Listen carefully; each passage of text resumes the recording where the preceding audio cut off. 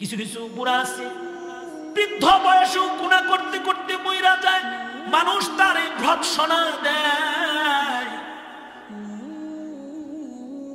আর কিছু কিছু আছে মুগ্ধের মতো মুগ্ধ ছড়ায় মইরা যায়,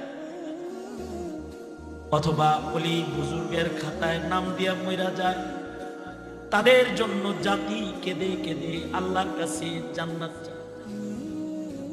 1000 বছরের হায়াতের দাম নাই। আমার নবী 63 বছর হায়াত পেয়েছেন, মাত্র 23 বছর কাজ করেছেন। আমাবর্ষার পৃথিবীকে আলোকিত সোনালী যুগে রূপান্তরিত করেছেন। বড় বরকতওয়ালা হায়াত। ইমাম বুখারী 63 বছর হায়াত পেয়েছেন, এমন কিতাব লিখে গেছেন আসহুল কুতুবি বাদা কিতাবিল্লাহ। এ কারণে আমিও তো ভয়ে ভাই ওয়াজ নসিহত অনেক করলাম, মানুষ তো অনেক চিনল, কিন্তু জানা নাই শেষ বিদায় কেমন হবে ভাই। আকলমন্দু সে क्या पूछूं कि मेरी इब्तिदा क्या है कि मैं इस फिक्र में रहता हूं, मेरी इंतहा क्या है। সবাইকে চলে যেতে হবে সব, কিন্তু বিদায়টা যেন অল্প হায়াত হলেও যেন সুন্দর হয়। 5 ওয়াক্ত নামাজের মধ্যে 2টা ওয়াক্ত নামাজ অনেক দাম। নামাজের ভেতরেও সর্দার নামাজ আছে। আল্লাহর বিধান হলো সব জিনিসের মধ্যে সর্দার আছে। ফেরেশতাদের ভেতরে সর্দার ফেরেশতা আছে জিবরাইল।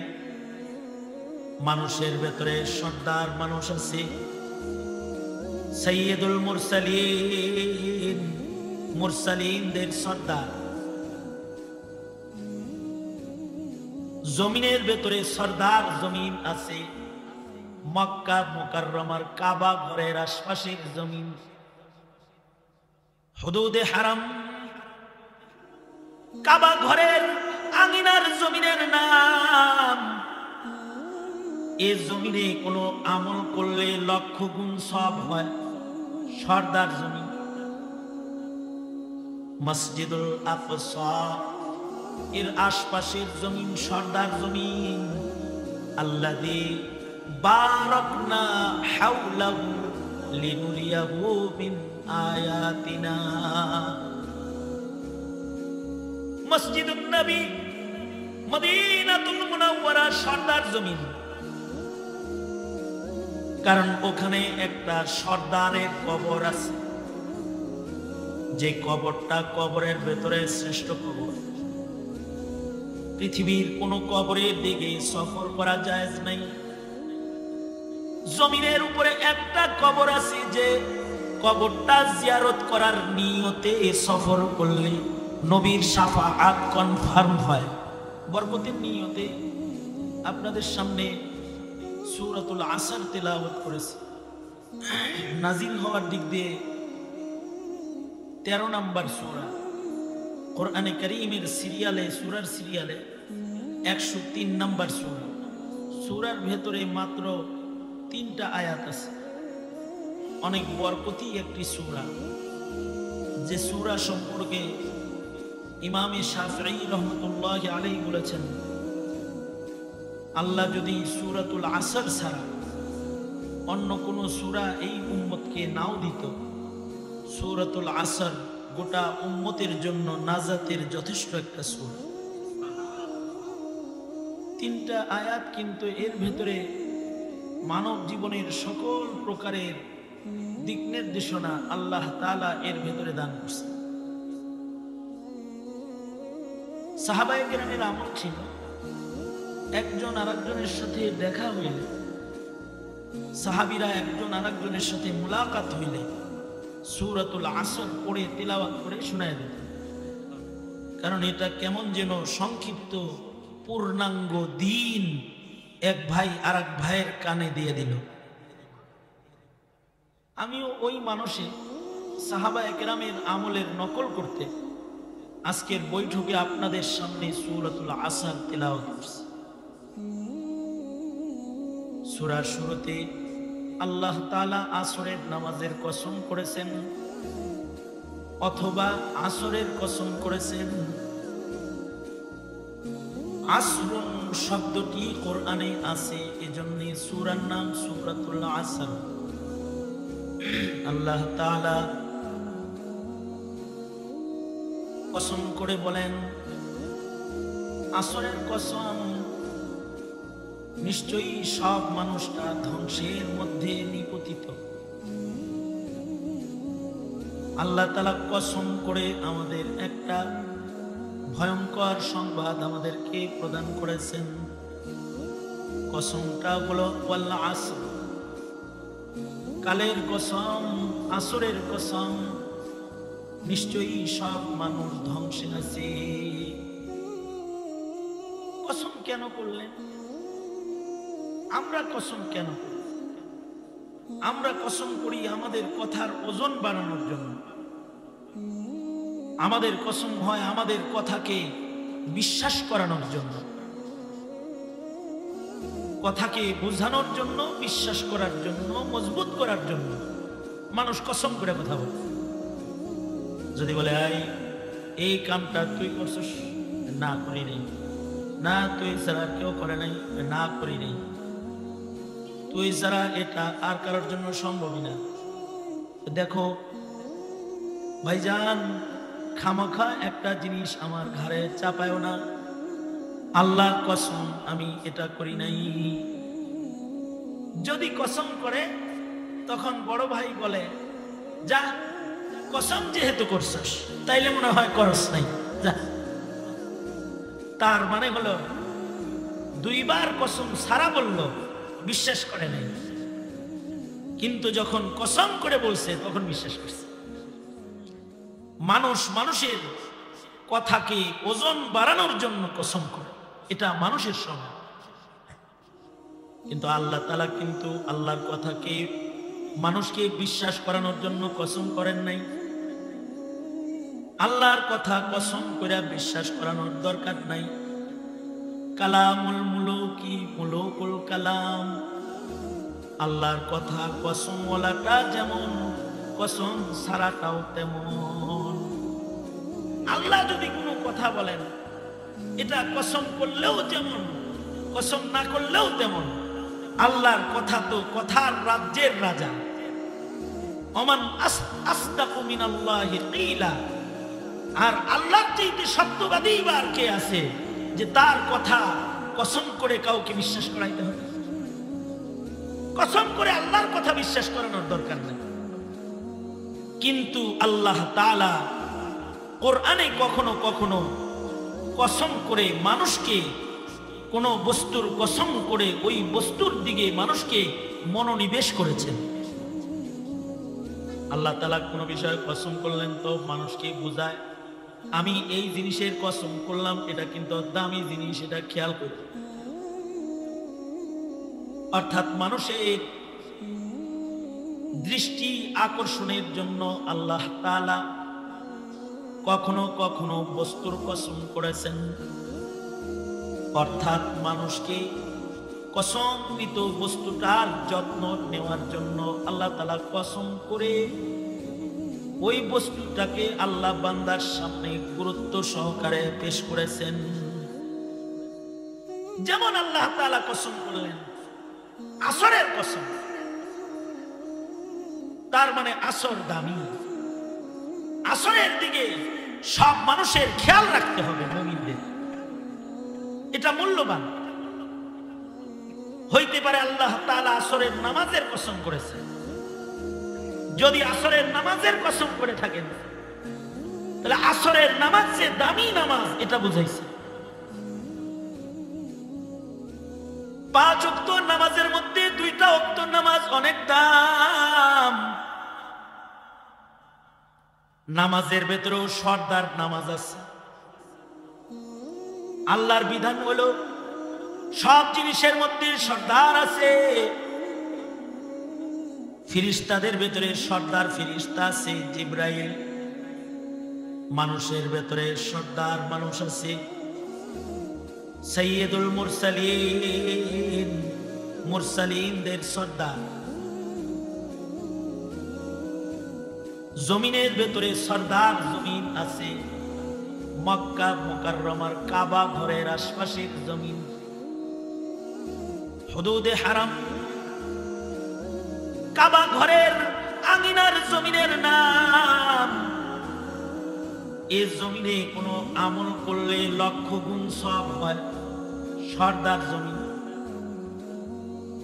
মসজিদুল আকসা এর আশপাশের জমিন সর্দার জমিন। আল্লাযী বারাকনা হাওলাহু লিনুরিয়াহু মিন আয়াতিনা। মসজিদুন নবী মদিনাতুল মুনাওয়ারা সর্দার জমিন, কারণ ওখানে একটা সর্দারের কবর আছে, যে কবরটা কবরের ভেতরে শ্রেষ্ঠ কবর। পৃথিবীর কোন কবরের দিকে সফর করা জায়েজ নাই। জমিনের উপরে একটা কবর আছে, যে কবরটা জিয়ারত করার নিয়তে সফর করলে নবীর শাফাআত কনফার্ম হয়। সে কবরটা সাইয়্যিদুল মুরসালিনের কবর। পাথরের ভেতরে সর্দার পাথর আছে, হাজারুল আসওয়াদ, মাকামে ইব্রাহিম। দিনের ভেতরে সর্দার দিন আছে, ইয়াউমুল আরাফা, ইয়াউমুল জুমআহ। মাসের ভেতরে সর্দার মাস আছে, শাহরুর রমাদান আল্লাযী উনজিলা ফীহিল কুরআন। পাহাড়ের ভেতরে সর্দার পাহাড় আছে, সফা মারওয়া, রহমত, তুর, নূর, সুর। সর্দার পাহাড়ের নাম সর্দার পাহাড়। যে পাহাড় দেখা ইবাদত, যে পাহাড়ে উঠা ইবাদত। পৃথিবীর মাটির ভেতরে সর্দার রাত আছে, লাইলাতুল কদর ওয়া লায়ালিন আশর, ওয়া লাইলাতুন নিসফি মিন শাবান। কয়দিন পরে একটা রাত আসতেছে, সর্দার রাত। রজব চলতেছে, শাবান মাসের মাঝখানের রাত, বরাতের রজনী, শবে বরাত, সর্দার রাত। রমাদানে একটা রাত আছে, কদর রাত, লাইলাতুল কদর, সর্দার রাত। রাতের সর্দার আছে, দিনের সর্দার আছে, মাসের সর্দার আছে, পাহাড়ের সর্দার আছে, পাথরের সর্দার আছে। 24 ঘন্টার ভেতরে সর্দার ওয়াক্ত আছে। দামি দামি দুইটা ওয়াক্ত 24 ঘন্টার ভেতরে আছে। তার ভেতরে একটা হলো ওয়াক্তুল ফজর, আর একটা হলো ওয়াক্তুল আসর। ফজরের ওয়াক্তটা হলো মাকামে নবুওয়াত, আর আসরের ওয়াক্তটা হলো মাকামে বেলায়াত। অর্থাৎ লক্ষাধিক নবী রাসূলকে আল্লাহ তাআলা ফজরের নামাজের ওয়াক্তের সময় নবুয়াতি হাদিয়া দিয়েছে। আমাদের নবীজিকেও নবুয়াত আল্লাহ তাআলা ফজরের নামাজের সময় দিয়েছে। এ কারণে 5 ওয়াক্ত নামাজের ভিতরে ফজরের নামাজ সর্দার নামাজ। কারণ আছে ফজরের সময় কষ্ট বেশি হয়, লেপের নিচ থেকে কষ্ট করে উঠতে হয়, ঠান্ডা পানি দিয়ে ওযু বানাইতে হয়, লম্বা লম্বা কেরাত শুনতে হয়। ইমাম সাহেব ফজরে কেরাত ধরে একসঙ্গে সারবার চায় না, মুসল্লি ঘুমের থেকে উঠে গেছে, নামাজেও ঘুমায়। আর কয় ইমাম কেন এত লম্বা কেরাত কয়, একটু কম করে পড়তে পারে না। ফজরের কেরাত সাহাবীরাও ছোট কামনা করতেন।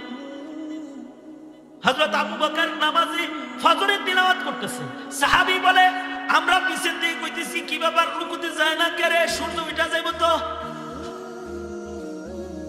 ফজরে কোরআন পড়লে আল্লাহ খুশি হয়।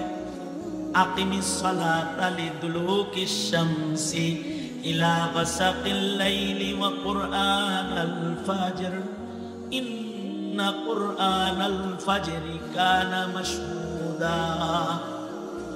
ফজরের সাথে কোরআনের সম্পর্ক, এ কারণে ফজরে কোরআন লম্বা পড়া হয়। যারা ফজরে যায় তাদের নাম সর্দারের, আবেদদের সর্দার আবেদের খাতায় আল্লাহ তুল্লা দেয়। আর যারা ফজর ছাইরা দেয় তারা বৈন্য হয়ে যায়, এদের নেক নষ্ট হয়ে যায়।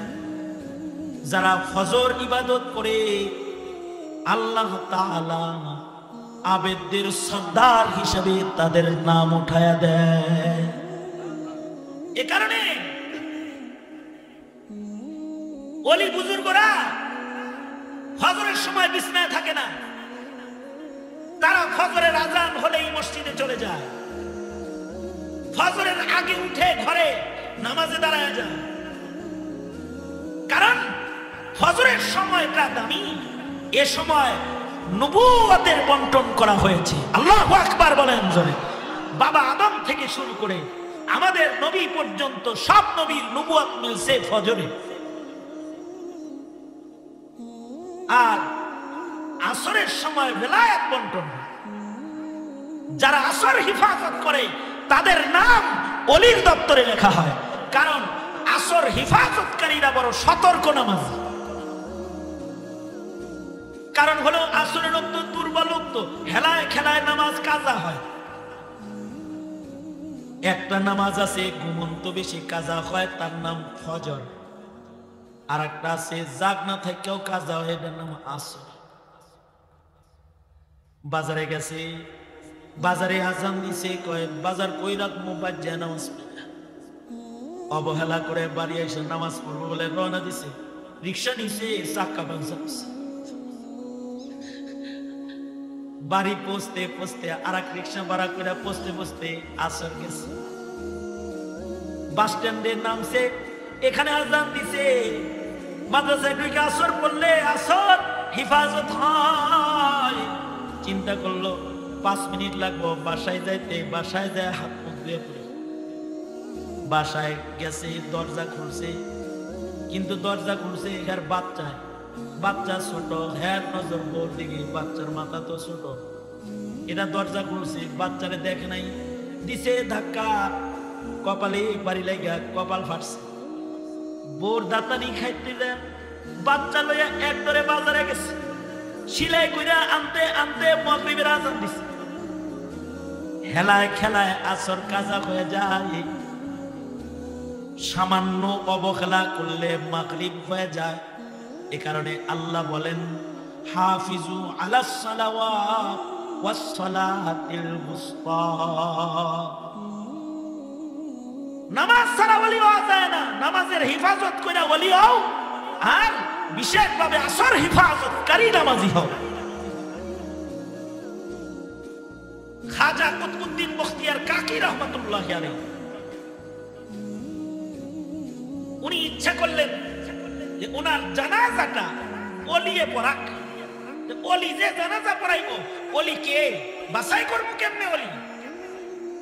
এখন ওলি বাছাই করতে গিয়ে উনি বললেন, আমি মরে গেলে আমার লাশ যখন সবাই আসবে তখন বলবা যে এই লাশের জানাজা পড়াইতে 3 গুণ লাগবে।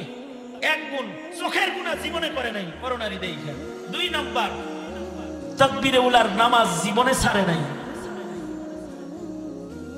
4 নাম্বার, 4টা গুণ লাগবে। 3 নাম্বার, যার তাহাজ্জুদ কাজা নাই। 4 নাম্বার, যার আসর তো কাজা নাই নাই, যার বালেগ হওয়ার পর থেকে আমার জানাজা পর্যন্ত আসরের পূর্বের সুন্নত যার কাজা নাই, সে আমার জানাজা পড়ে। সবাই তো মনে করছে কেউ জানাজা পড়াইব না, বিনা জানাজায় কবর হইবে না, এরকম শর্ত পুরা করেন না, মানুষ পাওয়া যায় না। ঘোষণা হয়ে গেল, কেউ আওয়াজ করে না, আসলে জানাজা পড়ানোর কেউ নাই। কিন্তু তৎকালীন সময়ের দিল্লির সুলতান ছিলেন শামসুদ্দিন আলতামাস রহমাতুল্লাহ আলাইহি। তিনি আস্তে করে সামনে বাইরে কাফন সরায়া বলে, আমার গোপন ইবাদত ফাঁস করার কারণ কি? যেহেতু আমার ইবাদত ফাঁসই করছেন, হাসরে যদি আমি রিয়ার কারণে ধরা খায় যাই, আমাকে সারা কিন্তু জান্নাতে যায় না। এবং শামসুদ্দিন আলতামাস জানাজার ইমামতি করলেন, তার মানে এত বড় ওয়ালি ছিলেন, আসরের নামাজ তো কাজা নাই, আসরের সুন্নত কাজা। আমাদের মাননীয় প্রধানমন্ত্রী অনেক নামাজি ছিলেন, উনি 80 রাকাত নামাজ পড়তেন, ডেইলি তাহাজ্জুদ পড়তেন। কিন্তু শামসুদ্দিন আলতামাস ইবাদত করে ওলি বুজুর্গ ভক্ত ছিলেন, কিন্তু আমাদের রাবিয়া বসরি ইবাদত করে মুদি ভক্ত আর নাস্তিক আর মুরতাদ ভক্ত। এটা হইল ব্যবধান, ফারাক নাই এখানে। বুঝেন নাই কথাটা? তার ইবাদত ইবাদত না, যে ইবাদত করে কিন্তু আল্লাহর পছন্দ তার পছন্দ হয় না, তাইলে বোঝা যাবে তার ইবাদত আল্লাহর পছন্দ হয়। এটাকে ইবাদত বলে না, এটাকে বলে নিফাকাত। এটাকে কি বলে? জোরে বলেন, নিফাকাত, মুনাফিকাত। তাইলে যারা আসর হিফাজত করবে তারা পাবে মেলায়। তাই আসরের ওয়াক্তটা গুরুত্বপূর্ণ একটা ওয়াক্ত। আল্লাহ ওয়ালা আসর কসম করে বলে, এই আসর তাকে